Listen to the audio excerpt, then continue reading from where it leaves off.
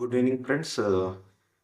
ನಿನ್ನೆ ನಾವು ಗಣಿತಕ್ಕೆ ಸಂಬಂಧಪಟ್ಟಿರ್ತಕ್ಕಂಥ ಭಾಗಲಬ್ಧ ಸಂಖ್ಯೆಗಳು ಮತ್ತು ಅಭಾಗಲಬ್ಧ ಸಂಖ್ಯೆಗಳು ಮತ್ತು ವಾಸ್ತವ ಸಂಖ್ಯೆಗಳ ಬಗ್ಗೆ ನಾವು ಅಧ್ಯಯನ ಮಾಡಿದ್ವಿ. ಸೊ ಈಗ ನೆಕ್ಸ್ಟ್ ನಾವು ಆ, ಭಾಗಲಬ್ಧ ಸಂಖ್ಯೆಗಳ ಬಗ್ಗೆ ಹೆಚ್ಚಿನ ಅಧ್ಯಯನ ಮಾಡಬೇಕು. ಯಾಕೆಂದ್ರೆ ಕ್ವಶನ್ನು ನಮಗೆ ಭಾಗಲಬ್ಧ ಸಂಖ್ಯೆಗಳ ಮೇಲೆ ಕ್ವಶನ್ ಬರ್ತವೆ. ಹಾಗಾಗಿ ಈಗ ನಾನು ನೆಕ್ಸ್ಟ್ ಮೂವ್ ಆಗೋದು, ಫಸ್ಟ್ ನಿಮಗೆ ಗೊತ್ತಿದೆ ಆಲ್ರೆಡಿ ಭಾಗಲಬ್ಧ ಸಂಖ್ಯೆ ಅಂದ್ರೆ ಏನು ಅನ್ನೋದು. ಭಾಗಲಬ್ಧ ಸಂಖ್ಯೆ ಅಂದ್ರೆ ನಿನ್ನೆ ಹೇಳ್ದಂಗೆ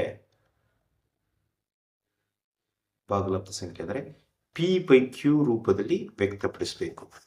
P/Q ರೂಪದಲ್ಲಿ ವ್ಯಕ್ತಪಡಿಸಬೇಕು ಮತ್ತು P ಹಾಗೂ Qಗಳು ಏನಾಗಿರ್ತವೆ ಅಂದ್ರೆ ಪೂರ್ಣಾಂಕಗಳಾಗಿ. ನಿಮಗೆ ಗೊತ್ತಿರಬೇಕು ಪೂರ್ಣಾಂಕಗಳು ಯಾವ್ಯಾವ ಅಂತ. ಪೂರ್ಣಾಂಕಗಳು ಸೊನ್ನೆಯ ಬಲಭಾಗದಲ್ಲಿ ಹೋದಾಗ ಧನಾತ್ಮಕ ಸಂಖ್ಯೆಗಳು ಇರುತ್ತೆ, 1 2 3 4 5 6 ಈ ರೀತಿ.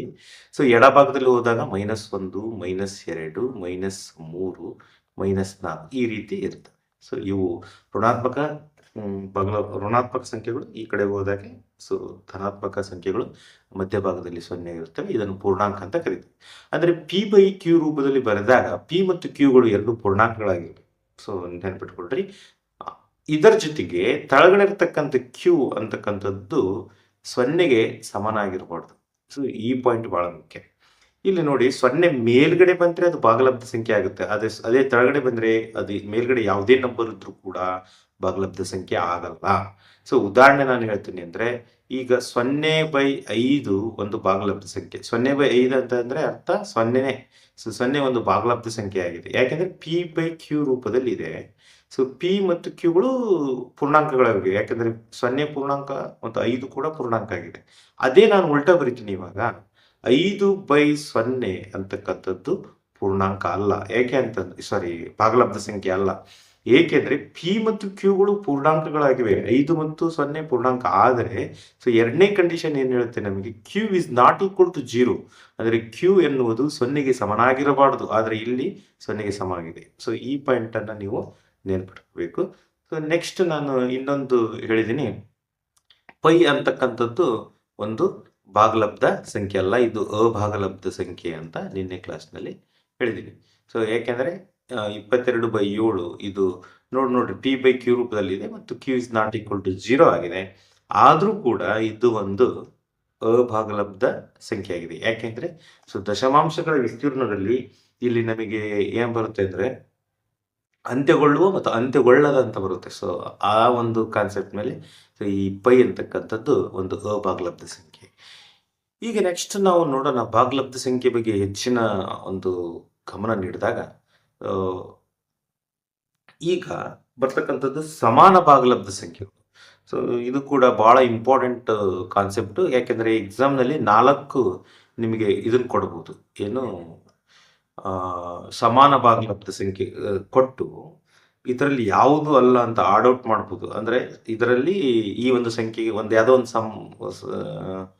ಒಂದು ಭಾಗಲಬ್ಧ ಸಂಖ್ಯೆ ಕೊಟ್ಟು ಈ ಕೆಳಗಿನವುಗಳಲ್ಲಿ ಸಮಾನ ಭಾಗಲಬ್ಧ ಅಲ್ಲದ್ದು ಯಾವುದು ಅಂತ ಕೇಳಬಹುದು. ಫಸ್ಟ್ ನಾನು ನಿಮಗೆ ಕ್ಲಿಯರ್ ಆಗಿ ಹೇಳ್ತೀನಿ.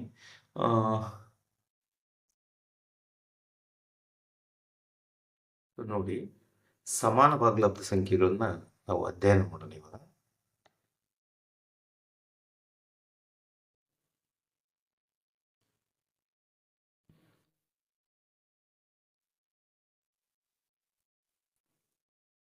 ಸಮಾನ ಭಾಗಲಬ್ಧ ಸಂಖ್ಯೆ. ಯಾವ ರೀತಿ ಸಮಾನ ಭಾಗಲಬ್ಧ ಸಂಖ್ಯೆ ಅಂದ್ರೆ, ಈಗ ಉದಾಹರಣೆ ನಾನು 5/3 ಅಂತ ಬರೀತೀನಿ. 5/3 5/3ಕ್ಕೆ ಸಮಾನ ಭಾಗಲಬ್ಧ ಸಂಖ್ಯೆಗಳು ಯಾವ್ಯಾವು ಅಂತ ಪ್ರಶ್ನೆ ಬರುತ್ತೆ. 5/3 ನಾನು ಇದಕ್ಕೆ ಸಮಾನ ಭಾಗಲಬ್ಧ ಸಂಖ್ಯೆಗಳನ್ನು ಬರಿಬೇಕಂದ್ರೆ ನೀವು ಯಾವುದೇ ಒಂದು ಸಂಖ್ಯೆಯಿಂದ ಗುಣಿಸ್ಬೇಕು. ಗುಣಿಸಿದಾಗ ಯಾವ ರೀತಿ ಗುಣಿಸ್ಬೇಕಂದ್ರೆ 5ಅನ್ನು ಅದೇ ಸಂಖ್ಯೆಯಿಂದ ಗುಣಿಸ್ಬೇಕು ಮತ್ತು 3ಅನ್ನು ಅದೇ ಸಂಖ್ಯೆಯಿಂದ ಗುಣಿಸ್ಬೇಕು. ಅವಾಗ ಬರ್ತಕ್ಕಂಥದ್ದು 5/3ರ ಸಮಾನ ಭಾಗಲಬ್ಧ ಸಂಖ್ಯೆ ಆಗಿರುತ್ತೆ. ಉದಾಹರಣೆ ನಾನು ನೋಡಿದಾಗ 8 ನಾನು 2ರಿಂದ ಭಾಗಿಸ್ತೀನಿ. 2ರಿಂದ ಗುಣಿಸ್ತೀನಿ ಮತ್ತು 2ರಿಂದನೂ ಕೂಡ ಭಾಗಿಸ್ತೀನಿ. ಭಾಗಿಸಿದಾಗ ಒಂದು ಭಿನ್ನರಾಶಿ ಬರುತ್ತೆ, ಒಂದು ಭಾಗಲಬ್ಧ ಸಂಖ್ಯೆ ಬರುತ್ತೆ. 5 × 2 ಎಷ್ಟಾಗುತ್ತೆ? 10. ಡಿವೈಡೆಡ್ ಬೈ 3 ಇಂಟು 2 ಎಷ್ಟಾಗುತ್ತೆ 6 ಆಗುತ್ತೆ. ಸೊ ಅಂದರೆ ಇಲ್ಲಿ ನಿಮಗೆ ಕ್ಲಿಯರ್ ಆಗಿ ನೆನಪಿಟ್ಕೋಬೇಕು, ಸಮಾನ ಭಿನ್ನರಾಶಿಗಳು ಸಿಂಪ್ಲಿಫೈ ಅಥವಾ ಸಂಕ್ಷಿಪ್ತಗೊಳಿಸಿದಾಗ ಅದು ಒರಿಜಿನಲ್ ಭಾಗಲಬ್ಧ ಸಂಖ್ಯೆಗೆ ಸಮ ಇರುತ್ತೆ. ಸೊ ಈಗ ನೋಡ್ರಿ 5/3 ಏನಿದೆ 5/3 ಮತ್ತು 10/6 ಇರ್ತಕ್ಕಂಥವು ಸಮಾನ ಭಾಗಲಬ್ಧ ಸಂಖ್ಯೆಗಳಾಗಿವೆ. ಹೆಂಗೆ? ನಾನು ಒಂದೇ ಸಂಖ್ಯೆಯಿಂದ ಏನು ಮಾಡಿದ್ದೀನಿ, ಗುಣಿಸಿದ್ದೀನಿ. ಓಕೆ. ಸೊ ಎಕ್ಸಾಮ್ನಲ್ಲಿ ಏನು ಕೇಳ್ತಾರೆ ನಿಮಗೆ, ನೋಡ್ರಿ ಇದು ಒಂದೇ ಅಲ್ಲ, ಇನ್ನು ಬೇರೆ ಬೇರೆ ನಾವು ಮಾಡ್ಬೋದು. ಸೊ ಅದೇ 5/3ಕ್ಕೆ ನಾನು 3ರಿಂದ ಗುಣಿಸ್ತೀನಿ. ಸೊ 3ರಿಂದ ಗುಣಿಸ್ತೀನಿ ಮತ್ತು 3ರಿಂದ ಭಾಗಿಸಿದಾಗ 5 ಮೂರಲೆ ಎಷ್ಟಾಗುತ್ತೆ 15 ಡಿವೈಡೆಡ್ ಬೈ 3 ಮೂರಲೆ ಎಷ್ಟಾಗುತ್ತೆ 9. ಇದು ಕೂಡ 5/3ರ ಸಮಾನ ಭಾಗಲಬ್ಧ ಆಗಿದೆ. ಸೊ ನೆಕ್ಸ್ಟ್ ನೋಡಿ, ನಾನು 4/4 ಗುಣಿಸ್ತೀನಿ. ಸೊ 5/3ನ್ನ ಸೊ 4 ಇಂಟು 4ರಿಂದ ಭಾಗಿಸಿದಾಗ 5 ಎಷ್ಟಾಗುತ್ತೆ 20 ಡಿವೈಡೆಡ್ 4 12. ಸೊ ಈ ಭಾಗಲಬ್ಧ ಸಂಖ್ಯೆ ಕೂಡ ಈ ಒಂದು 5/3ರ ಸಮಾನ ಭಾಗಲಬ್ಧ ಸಂಖ್ಯೆ ಆಗಿದೆ. ಸೊ ನಿಮಗೆ ಆಪ್ಷನ್ನಲ್ಲಿ ಏನು ಕೊಡ್ಬೋದು, ಈಗ 5/3 ಕೊಟ್ಟು ಸೊ 10/6, 15/9, 20/12 ಕೊಡ್ಬೋದು, ಮತ್ತು ಯಾವುದೋ ಒಂದು ಅಲ್ಲದ್ದು ಕೊಡ್ಬೋದು. ಓಕೆ. ಸೊ ನಿಮಗೆ ಎಕ್ಸಾಮ್ನಲ್ಲಿ ಯಾವ ರೀತಿ ಕೇಳ್ಬೋದು, 5/3ರ ಸಮಾನ ಭಾಗಲಬ್ಧ ಸಂಖ್ಯೆ ಯಾವುದು ಅಲ್ಲ, ಅಥವಾ ಸಮಾನ ಭಾಗಲಬ್ಧ ಸಂಖ್ಯೆ ಅಲ್ಲದ್ದು ಯಾವುದು ಅಂತ ಕೇಳ್ಬೋದು.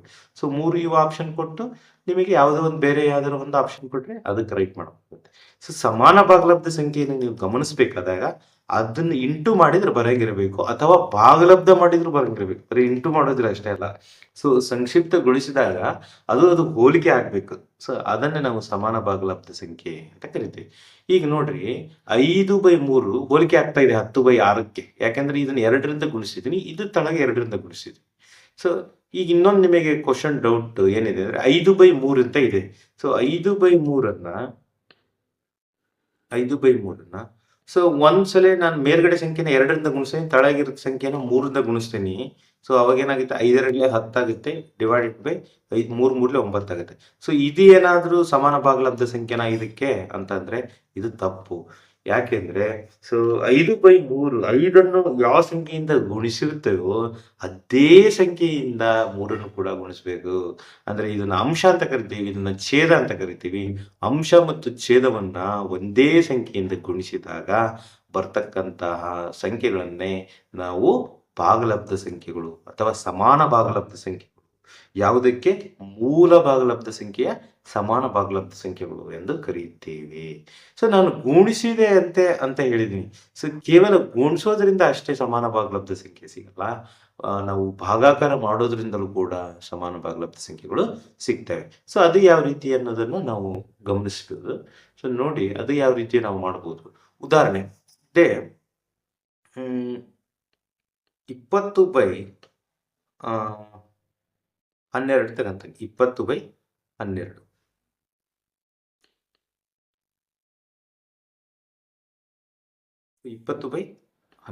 ತಗೊಂಡಾಗ ಈಗ ಇದು ನನಗೆ ಏನು ಮಾಡಿದ್ರೆ ಇಂಟು ಮಾಡಿದ್ರು ಕೂಡ ಬರುತ್ತೆ. ಸೊ ನೋಡ್ ಇಂಟು ಮಾಡಿದಾಗ ಕೂಡ ನಾನು ಇಂಟು ಒಂದು 2ರಿಂದ ಮಾಡ್ತೀನಿ. 2/2 ಮಾಡಿದಾಗ ಸೊ ಏನಾಗುತ್ತೆ 20 ಇಂಟು 2 ಸೊ ಎಷ್ಟಾಗುತ್ತೆ 40 ಭಾಗಾಕಾರ. ಸೊ 12 ಇಂಟು 2 24 ಬರುತ್ತೆ. ಇದು ಸೊ ಈಗ ಸಮಾನವಾಗಿರ್ತಕ್ಕಂಥ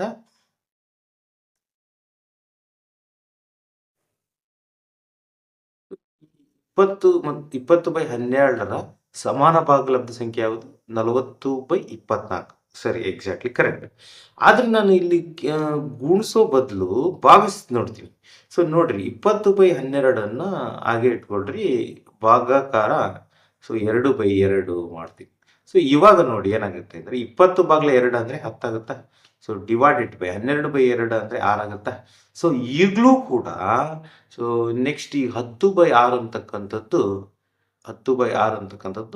ಈ ಒಂದು ಮೂಲವಾಗಿರ್ತಕ್ಕಂಥ 20/12ರ ಭಾಗಲಬ್ಧದ ಸಮಾನ ಭಾಗಲಬ್ಧ ಆಗಿರ್ತದೆ. ಅಂದ್ರೆ ನಿಮಗೆ ಒಂದು ಕೊಟ್ಟಿರ್ತಕ್ಕಂಥ ಭಾಗಲಬ್ಧ ಸಂಖ್ಯೆಯನ್ನು ಗುಣಿಸಿದ್ರೆ ಮತ್ತು ಭಾಗಿಸಿದ್ರೆ ನಿಮಗೆ ಸಮಾನ ಭಾಗಲಬ್ಧ ಸಂಖ್ಯೆ ಬರುತ್ತೆ. ಸೊ ಕ್ವಶನ್ ನೋಡಿ, 20/12 20/12 ನೋಡಿ, 10/6 ನೋಡಿದ ತಕ್ಷಣ ಸಂಬಂಧ ಇಲ್ಲ ಅನ್ಸುತ್ತೆ. ಇದು ಹೆಂಗೆ ಸಮಾನ ಅಂತ ನಿಮ್ ತಲೆಯಲ್ಲಿ ಏನಿರುತ್ತೆ? ಸಮಾನ ಅಂದ್ರೆ ಹೆಂಗಿದೆಯೋ ಹಂಗೆ ಇರ್ಬೇಕನ್ಸುತ್ತೆ. ಅದು ಸಮಾನ ಅಲ್ಲ, ಅದು ಸಮ. ಸಮಕ್ಕೂ ಬೇರೆ ಮತ್ತು ಸಮ ಅಂದ್ರು ಬೇರೆ, ಸಮಾನ ಅಂದ್ರು ಬೇರೆ. ಓಕೆ, ಸಮ ಅಂದ್ರೆ ಇದು ಎಕ್ಸಾಕ್ಟ್ಲಿ ಹೆಂಗಿರುತ್ತೆ ಹಂಗೆ ಇದ್ರೆ ಸಮ. ಸಮಾನ ಅಂದ್ರೆ ಅದರ ರೂಪ ಇದೆ, ಅಥವಾ ಗುಣಾಕಾರ ಮಾಡುವುದು ಅಥವಾ ಭಾಗಾಕಾರ ಮಾಡುವುದರಿಂದ ಬರ್ತಕ್ಕಂಥ ಸಂಖ್ಯೆಗಳು ಇಲ್ಲಿ ಬರಬಹುದು. ಸೊ ಈ ರೀತಿ ಬರ್ತಕ್ಕಂಥ ಸಂಖ್ಯೆಗಳನ್ನ ಸಮಾನ ಭಾಗಲಬ್ಧ ಸಂಖ್ಯೆ ಅಂತ ಕರಿತೀವಿ ನಾವು. ಓಕೆ, ಅರ್ಥ ಆಯ್ತಾ? ಸೊ ನೆಕ್ಸ್ಟ್ ನೋಡಿ, ಈ ಸಮಾನ ಭಾಗಲಬ್ಧ ಸಂಖ್ಯೆ ಆಯಿತು. ಸೊ ನೆಕ್ಸ್ಟ್ ಕಾನ್ಸೆಪ್ಟ್ ಬರೋದು ಆದರ್ಶ ರೂಪ ಭಾಗಲಬ್ಧ. ಇದು ಕೂಡ ಎಕ್ಸಾಮ್ನಲ್ಲಿ ಕೇಳೋ ಚಾನ್ಸಸ್ ಇರುತ್ತೆ. ಸೊ ಏನ್ ಆದರ್ಶ?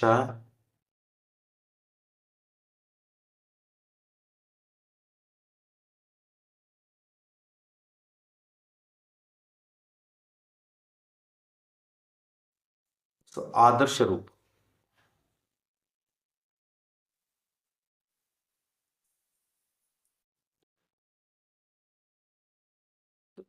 ಭಾಗಲಬ್ಧ ಸಂಖ್ಯೆ ಆದರ್ಶ ರೂಪ. ಉದಾಹರಣೆ ನಾನು ತಗೊಂತೀನಿ. 24/8 ಅಂತ ಇದೆ. 24/8 ಇದು ಒಂದು ಭಾಗಲಬ್ಧ ಸಂಖ್ಯೆ, ಸರಿ. ಓಕೆ, ಇದರ ಆದರ್ಶ ರೂಪ ಅಂತ ಎಕ್ಸಾಮ್ ನಲ್ಲಿ ಕೇಳಬಹುದು. So simple. ಆದರ್ಶ ರೂಪ ಅಂತಂದ್ರೆ ಇದರ ಸಂಕ್ಷಿಪ್ತ ರೂಪ ಅಂತ ಅರ್ಥ. ಸೊ ಸಂಕ್ಷಿಪ್ತ ರೂಪ ಅಂದ್ರೆ ಈಗ ಇದನ್ನ ಭಾಗಾಕಾರ ಮಾಡ್ಬೇಕು, ನಾವು ಭಾಗಿಸಿ ಕೊನೆ ಹಂತಕ್ಕೆ ತರಬೇಕು. ಅಂದ್ರೆ ನೆಕ್ಸ್ಟ್ ಯಾವುದೇ ಸಂಖ್ಯೆಗೆ ಅದು ಸಂಖ್ಯೆಯಿಂದ ಅದು ಭಾಗಾಕಾರ ಆಗ್ಬಾರ್ದು.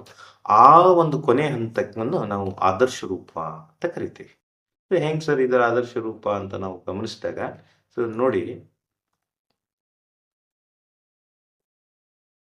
ಸೊ ಇದರ ಆದರ್ಶ ರೂಪ ನಾವು ಮಾಡ್ತೀನಿ. ಸೊ 8 1 8, 8 3 24, 8 1 8, ಸೊ 8 3 24 ಆಗುತ್ತೆ. ಇದು ಸೊ 8 1 8, 8 3 ಅಂದ್ರೆ ಬರೋದೇನು 3/1 ಅಂತ 1, ಸರಿನಾ? 3/1 ಅಂದ್ರೆ ಅರ್ಥ ಏನು? 3. ಓಕೆ, ಸೊ ಆದರ್ಶ ರೂಪ ಬಂದ್ಬಿಡ್ತು. ಈಗ ಏನಾದ್ರೂ ಭಾಗಾಕಾರ ಆಗುತ್ತಾ? ಆಗಲ್ಲ, ಇದು ಕೊನೆ ಹಂತ. ಸೊ ಹಾಗಾಗಿ 24/8 ಆದರ್ಶ ರೂಪ ಏನಂದ್ರೆ 3/1 ಅಥವಾ 3.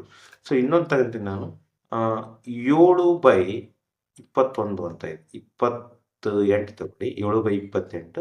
ಸೊ ತಗೊಂಡಾಗ ಈಗ ನಾನು ಇದಕ್ಕೆ ಆದರ್ಶ ರೂಪ ಬರೀಬೇಕಂದ್ರೆ 7 1 7, ಸೊ 7 ನಕಲೆ 28 ಬಂತು. ಸೊ 1/4 ಇದರ ಆದರ್ಶ ರೂಪ ಇದೆ. ಓಕೆ, ಅರ್ಥ ಆಗ್ತೈತೆ ಅಂತ ಭಾವಿಸ್ತೀನಿ. ಸೊ ಕರೆಕ್ಟಾಗಿ ಕೇಳಿ ಮತ್ತು ನೀವು ನೋಟ್ಸ್ ಮಾಡ್ಕೋಬೇಕಾಗಿ ತಮ್ಮಲ್ಲಿ ವಿನಂತಿಸ್ಕೊಳ್ತೇನೆ. ಸೊ ಯಾಕೆಂದ್ರೆ ಈಗ ಕೇಳುವಾಗ ಈಸಿ ಅನಿಸುತ್ತೆ ಗಣಿತ, ಬಟ್ ನೀವು ಸ್ವಲ್ಪ ಗ್ಯಾಪ್ ಮಾಡ್ತಾ ಇರುತ್ತೆ 1-2 ಡೇಸ್ ಬಿಟ್ಟಾಗ ಅವಾಗ ಮತ್ತೆ ಕನ್ಫ್ಯೂಷನ್ ಸ್ಟಾರ್ಟ್ ಆಗುತ್ತೆ. ಸೊ ಅದಕ್ಕೆ ಕ್ಲಿಯರ್ ಆಗಿ ಒಂದ್ ಕಡೆ ನೋಟ್ಸ್ ಮಾಡ್ಕೊಳ್ಳೋದು ಬೆಟರ್. ಸೊ ಈಗ 7/28 ಒಂದು ಆದರ್ಶ ರೂಪ ಏನಂದ್ರೆ 1/4 ಆಗುತ್ತೆ. ಹೆಂಗೆ ಅಂತಂದ್ರೆ ಭಾಗಾಕಾರ ಮಾಡಿದ್ದೀನಿ. ಸೊ ಇದು ಬಂತು. ನೆಕ್ಸ್ಟ್ ನಾನು ಈಗ ಇನ್ನೊಂದು ಕ್ವಶನ್ ಕೇಳ್ತೇನೆ ನಿಮಗೆ. ಸೊ ಈಗ ನೋಡಿ 6/5 ಅಂತ ಇದೆ. ಸೊ 6/5 ಆದರ್ಶ ರೂಪ ಏನು? 6/5 ಆದರ್ಶ ರೂಪ 6/5. ಯಾಕೆ ಅಂತಂದ್ರೆ, ಸೊ 6/5 ನೀವು ಯಾವುದೇ ಕಾರಣಕ್ಕೂ ಒಂದೇ ನಂಬರ್ನಲ್ಲಿ ಭಾಗಾಕಾರ ಮಾಡಕ್ ಆಗೋದೇ ಇಲ್ಲ. ಅಂದ್ರೆ ಇದು ಕೊನೆ ಹಂತನೇ ಬಂದ್ಬಿಟ್ಟಿದೆ, ಕೊಟ್ಬಿಟ್ಟಿದ್ದಾರೆ ಅವರು ಎಕ್ಸಾಮ್ ನಲ್ಲಿ. ಸೊ ಇಂಥ ಕ್ವಶನ್ ನಿಮಗೆ ಎಕ್ಸಾಮ್ ನಲ್ಲಿ ಕೇಳೋ ಚಾನ್ಸಸ್ ಇರುತ್ತೆ. ನೀವು ಏನ್ ಅನ್ಕೊಂತೀರಾ? ಆದರ್ಶ ರೂಪ ಈಗ ನಾನು ಉದಾಹರಣೆ ಹೇಳ್ತೀನಿ. ಸೊ ಈ ಆಪ್ಷನ್ ಏನ್ ಕೊಟ್ಟಿರ್ಬೋದು ಮೇ ಬಿ, ಸೊ 3/5 ಅಂತ ಕೊಡ್ಬೋದು. ಓಕೆ, ಸೊ ನೆಕ್ಸ್ಟ್ ಏನ್ ಕೊಟ್ಟಿರ್ಬೋದು, ಅಥವಾ 6 ಇಟ್ಕೊಂಡು ಇಲ್ಲಿ 2.5 ಅಂತ ಕೊಡ್ಬೋದು 5ರಿಂದ. ಸೊ ಯಾವುದೇ ಕಾರಣಕ್ಕೂ ಇದು ತಪ್ಪಾಗುತ್ತೆ.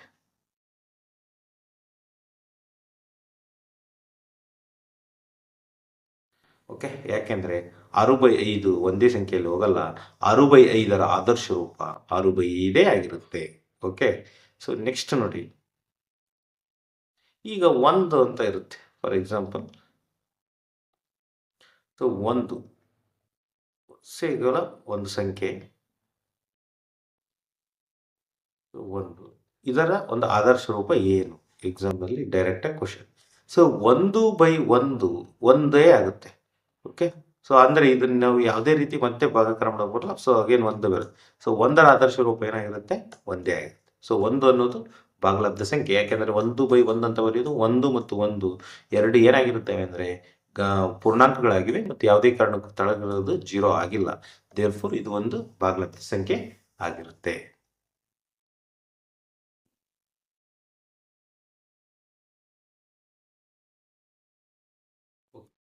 ನೆಕ್ಸ್ಟ್ ಕಾನ್ಸೆಪ್ಟ್ ನಾವು ನೋಡೋಣ. ಎರಡು ಭಾಗಲಬ್ಧ ಸಂಖ್ಯೆಗಳ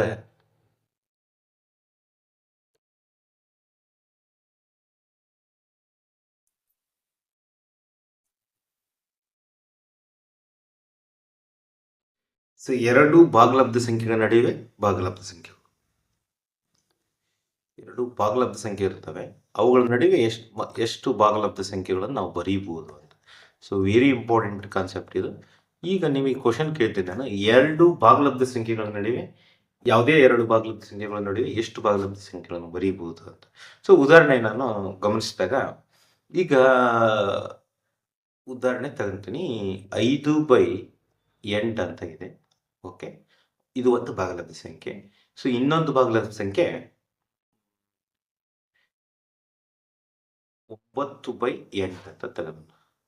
ಸೊ ಇದು ಒಂದು ಭಾಗಲಬ್ಧ ಸಂಖ್ಯೆ ಮತ್ತು ಇದು ಒಂದು ಭಾಗಲಬ್ಧ ಸಂಖ್ಯೆ. ಈ ಎರಡು ಭಾಗಲಬ್ಧ ಸಂಖ್ಯೆಗಳ ನಡುವೆ ನಾವು ಎಷ್ಟು ಭಾಗಲಬ್ಧ ಸಂಖ್ಯೆಗಳನ್ನು ಬರೀಬಹುದು ಅಂತ. ಸೊ ಕನ್ಸಿಡರ್ ಮಾಡಿ ನೋಡೋಣ. ಇವಾಗ 6/8 ಅಂತ ಬರೀಬಹುದು, ನೆಕ್ಸ್ಟ್ ಭಾಗಲಬ್ಧ ಸಂಖ್ಯೆ. ನೆಕ್ಸ್ಟ್ 7/8 ಅಂತ ಬರೀಬಹುದು, ನೆಕ್ಸ್ಟ್ 8/8 ಅಂತ ಬರೀಬಹುದು, ನೆಕ್ಸ್ಟ್ 9. ಅಂದರೆ ಎಷ್ಟು ಭಾಗಲಬ್ಧ ಸಂಖ್ಯೆಗಳನ್ನು ಬರೀಬಹುದು ನಾವು?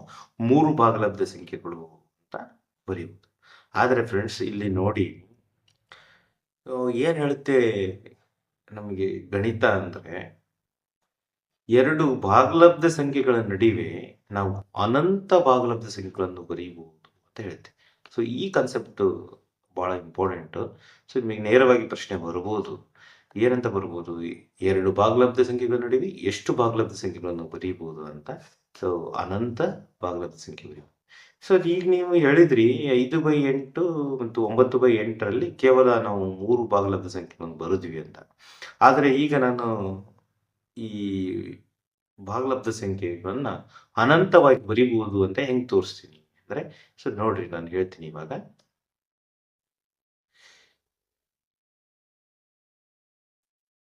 ನೆಕ್ಸ್ಟ್ ಈಗ ನಾನು ಏನು ಹೇಳಿದೆ, 5/8 ಅಂತ ಇತ್ತು ಮತ್ತು ಇಲ್ಲಿ ಏನಿತ್ತು 9/8. ಕೇವಲ 3, ಇದರ ನಡುವೆ 3 ಭಾಗಲಬ್ಧ ಸಂಖ್ಯೆಗಳನ್ನು ಬರೆದು ತೋರಿಸಿವಿ. ಈಗ ನಾನು ಹೆಚ್ಚಿನ ಭಾಗಲಬ್ಧ ಸಂಖ್ಯೆಗಳನ್ನು ಯಾವ ರೀತಿ ನಾವು ಮಾಡಬಹುದು ಅಂತ. ಸೊ ಈಗ ನೋಡಿ, ಗಮನಿಸಿ. ಈಗ 5/8 ನಾನು 10ರಿಂದ ಗುಣಿಸ್ತೀನಿ ಮತ್ತು 10ರಿಂದ ಭಾಗಿಸ್ತೀನಿ. ಇಲ್ಲಿ ಕೂಡ 10ರಿಂದ ಗುಣಿಸ್ತೀನಿ ಮತ್ತು 10ರಿಂದ ಭಾಗಿಸ್ತೀನಿ. ಸೊ ಇವಾಗ ಇದು ನಿಮಗೆ ನಾನು ಫಸ್ಟ್ ಕಾನ್ಸೆಪ್ಟ್ ಹೇಳಿದ್ದೀನಿ. ಸೊ 5/8 ಅಥವಾ ಯಾವುದೇ ಒಂದು ಭಿನ್ನರಾಶಿ, ಯಾವುದೇ ಒಂದು ಭಾಗಲಬ್ಧ ಸಂಖ್ಯೆಯನ್ನು ಒಂದೇ ಸಂಖ್ಯೆಯಿಂದ ಗುಣಿಸಿದಾಗ ಮತ್ತು ಭಾಗಿಸಿದಾಗ ಅಲ್ಲಿ ಸಮಾನ ಭಿನ್ನರಾಶಿ ಬರುತ್ತೆ, ಸಮಾನ ಭಾಗಲಬ್ಧ ಸಂಖ್ಯೆ ಬರುತ್ತೆ ಅಂತ ಹೇಳಿದೆ. ಸೊ ಹಾಗಾದ್ರೆ ಇವೆರಡೂ ಒಂದೇ ಅಂತ ಅರ್ಥ. ಸೊ 5 × 10 ಮಾಡಿ ಎಷ್ಟಾಯ್ತು ಅಂದರೆ 50 ಆಯ್ತು. ಓಕೆ, ಸೊ 50 ಭಾಗಾಕಾರ 8 × 10 ಮಾಡಿ ಎಷ್ಟಾಗುತ್ತೆ? ಸೊ 80 ಆಯ್ತು. ಸೊ ಇಲ್ಲಿ ಗಮನಿಸಿದಾಗ ಇಲ್ಲಿ 90/80 ಆಯ್ತು.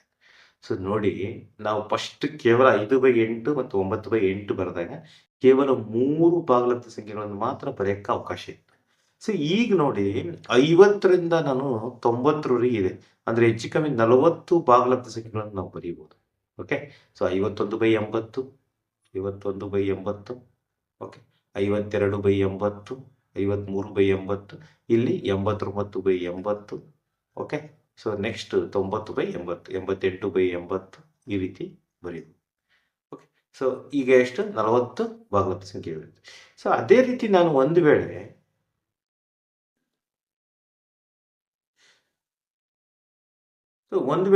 10ರಿಂದ ಬದಲು ನಾನು 100ರಿಂದ ಗುಣಿಸಿದೆ ಅನ್ಕೊಳ್ರಿ. ಸೊ 100, 100, ಇಲ್ಲಿ 100, 100ರಿಂದ ಗುಣಿಸಿದಾಗ ಬರ್ತಕ್ಕಂಥ ಸಂಖ್ಯೆ ಎಷ್ಟು ಇಲ್ಲಿ? ಸೊ 5 × 100 ಮಾಡಿದಾಗ ಎಷ್ಟಾಗುತ್ತೆ? 500 ಡಿವೈಡೆಡ್ ಬೈ 8 × 100 ಮಾಡಿದಾಗ 800 ಆಗುತ್ತೆ. ಇಲ್ಲಿ 9 × 100 ಮಾಡಿದಾಗ 900 ಡಿವೈಡೆಡ್ ಬೈ 8 × 100. ಸೊ ಈಗ ನೋಡಿ, ಎಷ್ಟು ಭಾಗಲಬ್ಧ ಸಂಖ್ಯೆಗಳನ್ನು ಬರೀಬಹುದು? ಹೆಚ್ಚು ಕಮ್ಮಿ ನೋಡಿ, 500/800, ಇಲ್ಲಿ 900/800. ಸೊ ಇಲ್ಲಿ ನಾನು ಬರೀಬೇಕಾಗಿರೋದು ಏನಂದ್ರೆ 501/800 ಬರೀಬಹುದು. ಓಕೆ, 502/800 ಅಂತ ಬರೀಬಹುದು, 503/800. ಸೊ ಅಪ್ ಟು ಹೆಚ್ಚು ಕಡಿಮೆ ನಾವು 400 ಭಾಗಲಬ್ಧ ಸಂಖ್ಯೆಗಳನ್ನು ಬರೀಬಹುದು.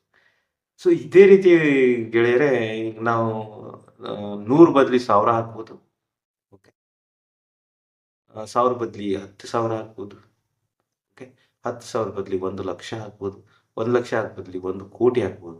ಸೊ ಈ ರೀತಿ ನಾವು ಒಂದು ಭಾಗಲಬ್ಧ ಸಂಖ್ಯೆಯನ್ನ ಅದರ ಸಾವಿರಾರು ಲಕ್ಷ ಕೋಟಿ ಗಂಟಲೆ ಸಮಾನ ಭಿನ್ನರಾಶಿಯಾಗಿ ಬದಲಾಯಿಸಿಕೊಂಡು ಅವುಗಳ ನಡುವೆ ಅನಂತವಾಗಿ ನಾವು ಏನ್ ಮಾಡ್ಬೋದು, ಭಾಗಲಬ್ಧ ಸಂಖ್ಯೆಯನ್ನು ಬರೀಬಹುದು.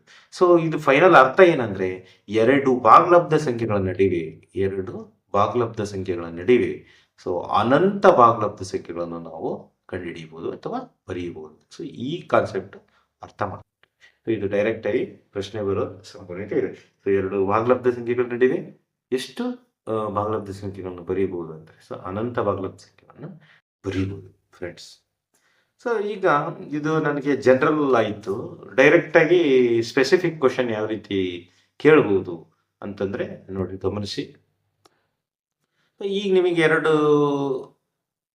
ಯಾವುದೇ ಎರಡು ಒಂದು ಭಾಗಲಬ್ಧ ಸಂಖ್ಯೆ ಕೊಡ್ತಾರೆ. ಅವುಗಳ ನಡುವೆ ಬರ್ತಕ್ಕಂಥ ಭಾಗಲಬ್ಧ ಸಂಖ್ಯೆ ಯಾವುದಾದ್ರು 3 ಭಾಗಲಬ್ಧ ಸಂಖ್ಯೆ ಅಂತ ಆಪ್ಷನ್ ಕೊಡಬಹುದು. ಸೊ ನಾನು ಬರೀತೀನಿ ಇವಾಗ 5/9. 5/9. ಸೊ ಮತ್ತೆ 12/9.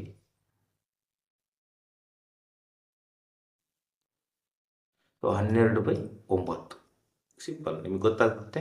ಸೊ ಇವುಗಳ ನಡುವೆ ಎಷ್ಟು ಭಾಗಲಬ್ಧ ಸಂಖ್ಯೆಗಳಂತ ಬರೀಬಹುದು, ಅಥವಾ ಅಲ್ಲಿ ಆಪ್ಷನ್ ಕೊಡ್ಬೋದು. ಸೊ 6/9.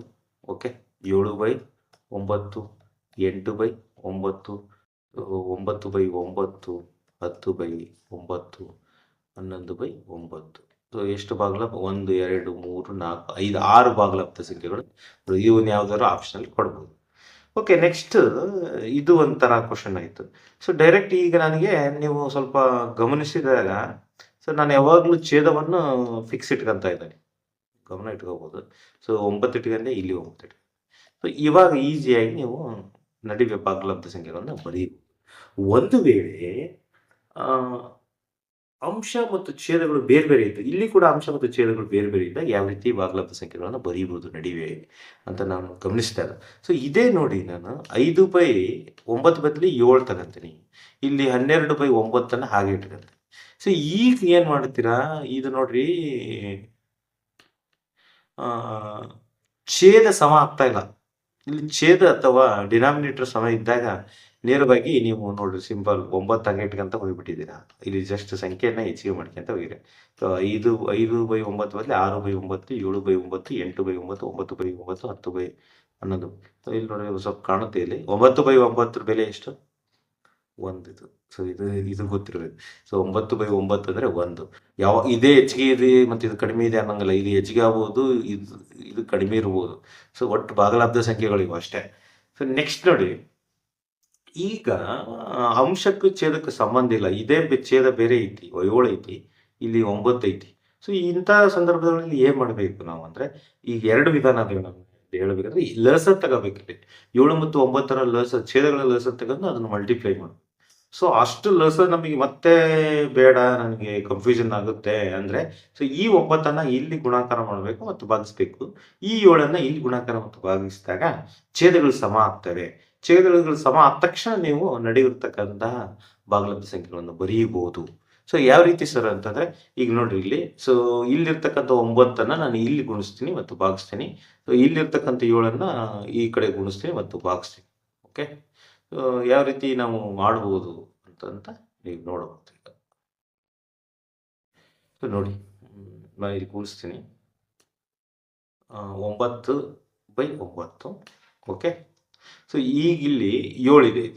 ಓಕೆ, ಸೊ 9 ಇಲ್ಲಿ ಗುಣಿಸಿದೆ ಮತ್ತು ಭಾಗಿಸಿದೆ. ಈ 7 ಇಲ್ಲಿ ಗುಣಿಸಿ, 7/7.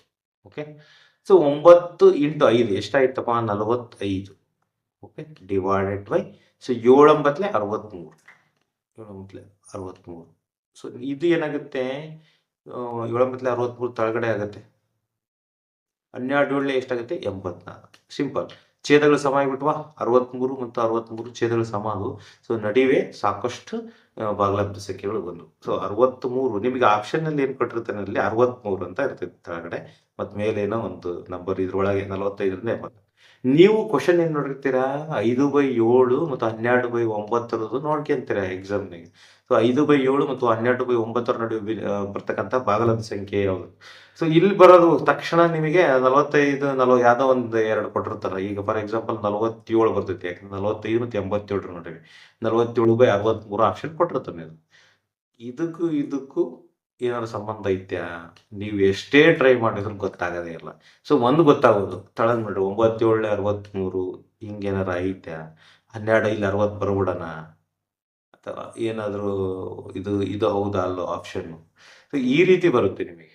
ಸೊ ಇವಾಗ ನಿಮಗೆ ಸಿಂಪಲ್ ಆಗಿ ಅರ್ಥ ಆಯ್ತು. ಸೊ ಛೇದಗಳು ಬೇರೆ ಬೇರೆ ಇದ್ದಾಗ ಈ ಛೇದಗಳನ್ನ ಎಕ್ಸ್ಚೇಂಜ್ ಮಾಡ್ಬೇಕು. ಈ ಕಡೆ 9 ಇಲ್ಲಿ ತಗೊಂಡೆ ಮತ್ತು ಗುಣಿಸಿದ್ದೀನಿ ಭಾಗಿಸಿದ್ದೀನಿ, ಈ 7 ಈ ಕಡೆ ತಗೊಂಡೆ ಗುಣಿಸಿದ್ದೀನಿ ಭಾಗಿಸಿದ್ದೀನಿ ಮಾಡಿದಾಗ ಛೇದಗಳು ಸಮ ಆಗಿಬಿಡ್ತವೆ.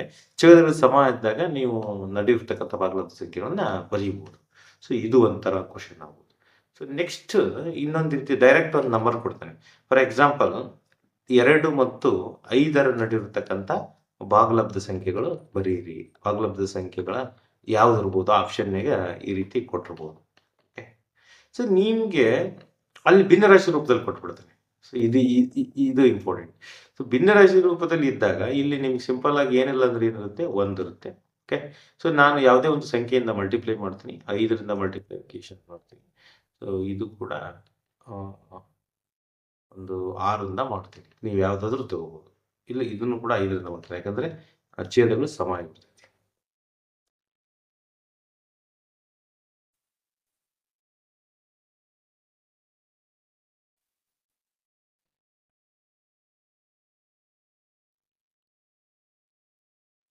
ಛೇದಗಳು ಸಮ ಆದಾಗ ಸೊ 5ರಿಂದ ಮಾಡಿಸಬಹುದು.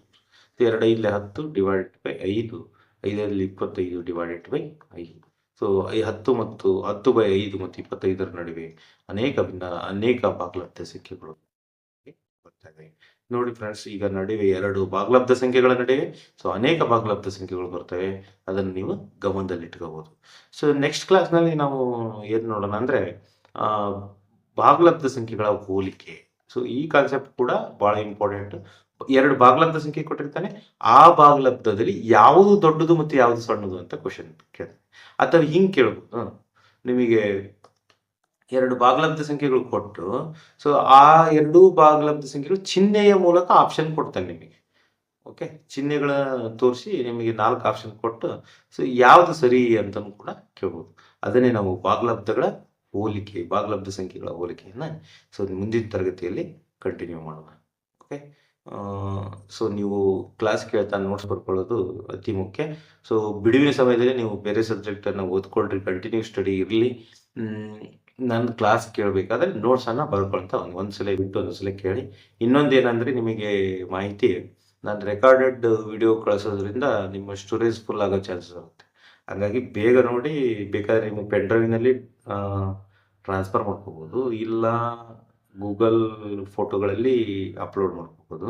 ಇನ್ನೊಂದು ಆಪ್ಷನ್ ನೋಡಿ ಡಿಲೀಟ್ ಮಾಡ್ಬೋದು. ಸೊ ಇಷ್ಟು ನಿಮಗೆ ಆಪ್ಷನ್ ಇದೆ, ನೀವು ಯಾವ್ದು ಅನುಸರಿಸ್ತೀರೋ ನೋಡಿ. ನೋಟ್ಸ್ ಮಾಡೋಕ್ಕನ್ನೋದು ಮುಖ್ಯ. ಮ್ಯಾಥ್ಸ್ ಕಲಿಬೇಕಾದ್ರೆ ನೋಟ್ಸ್ ಅತ್ಯಂತ ಮುಖ್ಯ. ಬರ್ಕೊಂತ ಮ್ಯಾಥ್ಸ್ ಕಲಿಬೇಕು. ಓಕೆ ಫ್ರೆಂಡ್ಸ್, ನೆಕ್ಸ್ಟ್ ಕ್ಲಾಸ್ನಲ್ಲಿ ನಾವು ಭಾಗಲಬ್ಧ ಸಂಖ್ಯೆಗಳ ಹೋಲಿಕೆ ನೋಡೋಣ. ಈಗ ನಿಮಗೆ ಗಮನದಲ್ಲಿ ಇಟ್ಕೋಬೇಕು, ಭಾಗಲಬ್ಧ ಸಂಖ್ಯೆಗಳು ಕರೆಕ್ಟಾಗಿ ಗೊತ್ತಾಯ್ತಂದ್ರೆ ಭಿನ್ನರಾಶಿ ಬರುತ್ತೆ, ಭಿನ್ನರಾಶಿಗಳು ಗೊತ್ತಾದರೆ ದಶಮಾಂಶ ಗೊತ್ತಾಗುತ್ತೆ, ದಶಮಾಂಶ ಗೊತ್ತಾದರೆ ಅವುಗಳ ಗುಣಾಕಾರ ಗೊತ್ತಾಗುತ್ತೆ. ಸೊ ಒಂದಕ್ಕೊಂದು ಲಿಂಕ್ ಇರುತ್ತೆ. ಹಾಗಾಗಿ ಕಲಿಬೇಕಾದ್ರೆ ನಾವು ಸರಿಯಾಗಿ ಕಲಿಬೇಕು. ಓಕೆ, ಸೊ ನೆಕ್ಸ್ಟ್ ಕ್ಲಾಸ್ನಲ್ಲಿ ಮೀಟ್ ಆಗೋಣ. By, take care.